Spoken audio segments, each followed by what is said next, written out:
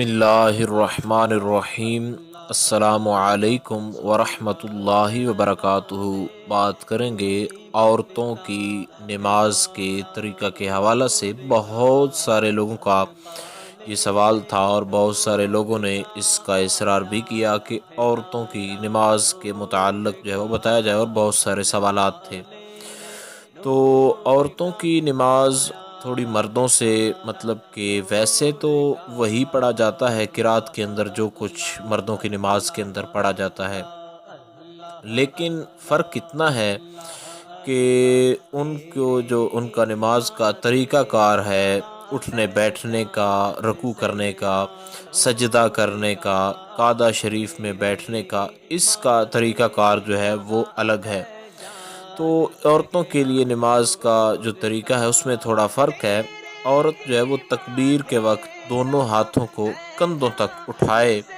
مگر تکبیر کے وقت دونوں ہاتھ چادر کے اندر رکھے، پھر نیت کر کے جو ہے اللہ اکبر کہتی ہوئی وہ بائیں ہتھیلی جو ہے اس کو سینہ پر چھاتی کے نیچے رکھے، اور اس کی پشت پر یعنی بائیں ہاتھ کی پشت پر جو ہے دائیں ہاتھ کی جو ہے ہتھیلی ہے اس کو رکھے، اور رکوع اس طرح کرے عورت کے گھٹنوں پر جو ہے وہ ہاتھ رکھے اور انگلیاں جو ہے ان کو کھولے نہیں، اور رکوع میں بالکل تھوڑا جھکے، یعنی صرف اس قدر کے جو اس کے ہاتھ ہیں وہ گھٹنوں تک جو ہے وہ پہنچ جائیں، اور پیٹھ بالکل سیدھی جو ہے وہ نہ کرے، اور گھٹنوں پر جو ہے وہ زور نہ دے، بلکہ محض ہاتھ رکھ دے گھٹنوں پر، اور اس کے علاوہ ہاتھوں کی انگلیاں جو ہے وہ ملی ہوئی جو ہے عورت کو رکھنی چاہیے، اور پاؤں عورت کے جھکے ہوئے جو ہیں وہ رہنے چاہیے،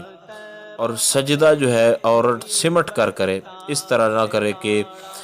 بازو جو ہیں وہ کروٹوں سے جو ہے وہ دور ہوں، بازو کروٹوں سے بالکل ملا کر، اور پیٹ جو ہے وہ رانوں سے بالکل ملا کر،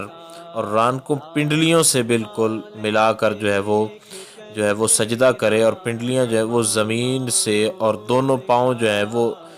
داہنی جانب جو ہے رائٹ سائیڈ پہ جو ہے ان کو نکال دے، اور قاعدہ اس طریقے کے ساتھ کرے کہ دونوں پاؤں جو ہیں وہ دائیں جانب جو ہیں اس کے نکلے ہوئے ہوں، دونوں پاؤں جو ہے دائیں جانب نکال دے، اور جو بائیں سرین ہے اس پر جو ہے وہ بیٹھ جائے۔ تو یہ عورتوں کی نماز کا طریقہ کار تھا جو کہ مردوں سے قدرے مختلف تھا۔ اس میں کچھ مشکل ورڈ جو ہیں وہ استعمال کیے گئے ہیں اردو ادب کے جو ہے مد نظر رکھتے ہوئے، تو کسی کو اگر اس کی سمجھ نہ آئے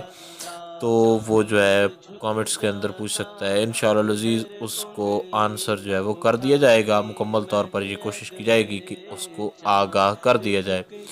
تو امید کی جا سکتی ہے یہ جو آسان ترین لفظوں میں گائیڈ لائن آپ کو بتائی گئی ہے اس کی آپ کو سمجھ آ گئی ہوگی۔ السلام علیکم ورحمۃ اللہ وبرکاتہ۔